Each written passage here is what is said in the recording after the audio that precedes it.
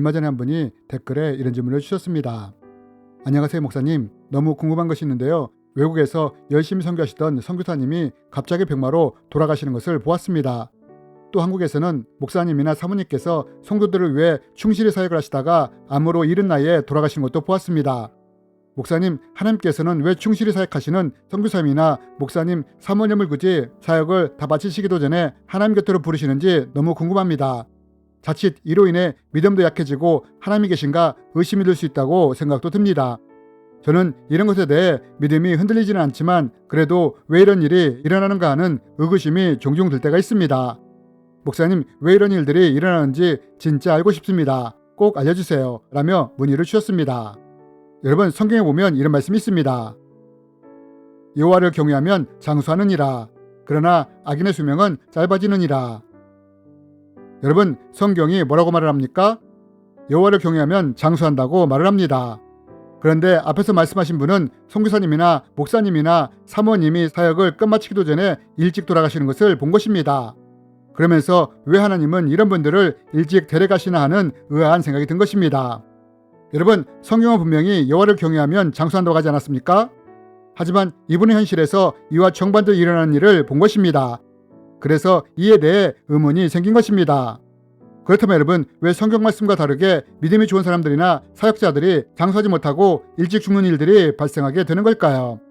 이번 시간에는 이에 대해 함께 나누기 원합니다. 오래전에 어떤 일을 보면서 이해할 수 없는 것이 있었습니다. 강남에서 목회하시던 유명하신 목사님이 열정적으로 사역을 하실 때 어느 순간 폐암에 걸려 돌아가신 것을 보았습니다. 또 서빙부에서 목회하시던 목사님은 사역의 정점에 다다랐을 때 수술하는 도중에 돌아가시는 일도 있었습니다. 저는 이러한 것을 보면서 잘 이해가 되지 않았습니다. 하나님의 능력이라면 충분히 이분들을 고쳐주셔서 계속해서 사역을 하도록 하실 수 있었을 텐데 왜 이런 식으로 데려가시는지 이해가 되지 않았던 것입니다.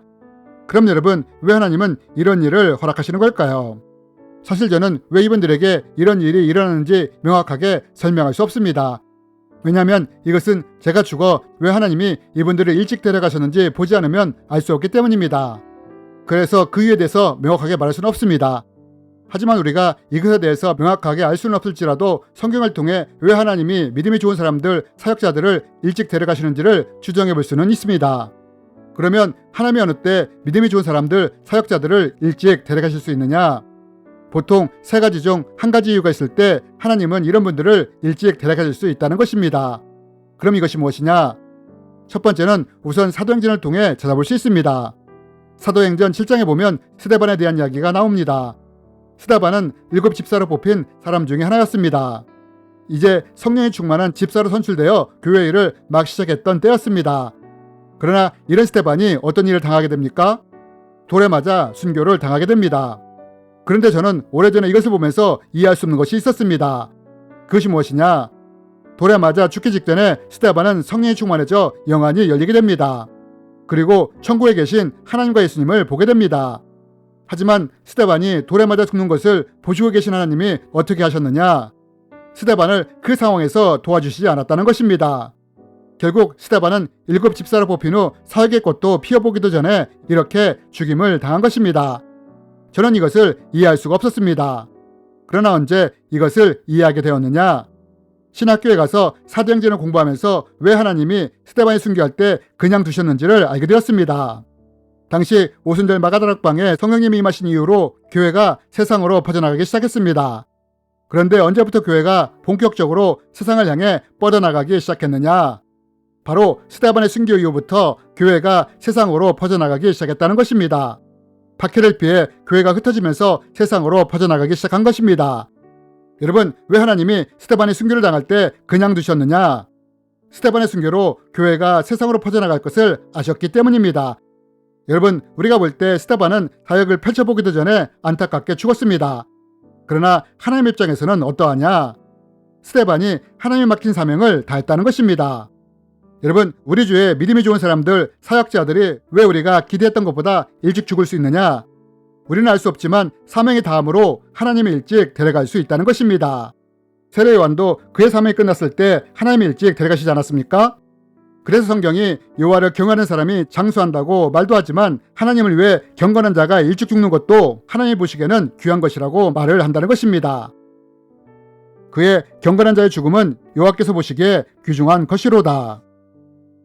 여러분, 이렇듯 하나님이 보시기에 그에게 주어진 사명이 다했을 때 하나님이 이런 경건한 자를 일찍 데리고 가실 수 있다는 것입니다. 그러나 또 다른 이유 때문에 믿음이 좋은 사람들이나 사역자들이 일찍 죽을 수 있습니다. 어느 때 이럴 수 있느냐? 이것은 민수기 말씀을 통해 찾아볼 수 있습니다. 민수기 20장에 보면 모세가 반석을 쳐서 물이 나오게 하는 장면이 나옵니다. 그리고 이 기적을 통해 이스라엘 백성들이 목마름을 채웁니다. 하지만 모세가 이렇게 한 후에 하나님이 모세에게 뭐라고 말씀을 하십니까? 너는 더 이상 가나안에 들어갈 수 없다고 말씀하시지 않습니까? 그럼 왜 하나님이 모세에게 이런 말씀하셨느냐? 하나님이 모세에게 반석을 명하여 물을 내라고 하셨는데 모세가 이대로 하지 않고 반석을 지팡이로 쳐서 물이 나오게 했기 때문입니다. 이것 때문에 하나님이 모세에게 너는 가나안 땅에 들어갈 수 없다고 말씀을 하신 것입니다. 모세는 평생 동안 하나님께 순종하며 살았는데 하나님은 이 자그마한 잘못을 보시고 모세의 가나안 입성을 막으신 것입니다. 그렇다면 여러분, 우리는 이것을 어떻게 이해해야 할까요? 사람을 잔인하게 죽인 우편 강도가 십자가에서 예수님께 저를 기억해 주셔서 했을 때 예수님은 내가 너와 함께 낙원에 있으리라 하시며 용서를 해주셨는데 하나님은 모세의 작은 잘못조차도 용납하시지 않은 것입니다. 그러면 왜 하나님이 이렇게 하셨느냐? 그것은 반석 사건 기점으로 모세의 순종에 변형이 일어났기 때문입니다. 순종에 자신의 생각과 행동이 개입되기 시작했기 때문입니다. 그래서 모세의 순종이 더 변형되기 전에 믿음에 영향을 주기 전에 하나님이 모세를 데리고 가신 것입니다. 믿음이 가장 좋을 때, 상급이 가장 많을 때 모세를 데리고 가신 것입니다. 그래서 우리가 이런 모세가 엘리야와 함께하며 하나님의 메신저로서의 역할을 하는 것을 신약 성경을 통해 볼 수 있지 않습니까?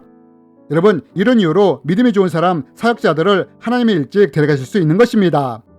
하지만 마지막으로 또 이런 이유 때문에 믿음이 좋은 사람이나 사역자들이 일찍 하나님 곁에 갈 수 있습니다. 그것은 하나님 때문이 아니라 스스로 몸을 제대로 관리하지 못함으로 인해 일찍 운명을 달리할 수도 있는 것입니다. 물론 이런 경우는 많지 않지만 스스로를 제대로 관리하지 못함으로 인해 결국 이로 인해 하나님 곁으로 일찍 갈 수도 있다는 것입니다. 여러분, 이러한 이유들로 인해 믿음이 좋은 사람, 사역자들이 일찍 운명을 달리할 수도 있는 것입니다. 하나님께서 맡기신 사명을 다했을 때, 믿음이 가장 좋을 때, 또는 믿음이 떨어지기 전에 하나님이 이런 사람을 일찍 데리고 가실 수 있는 것입니다.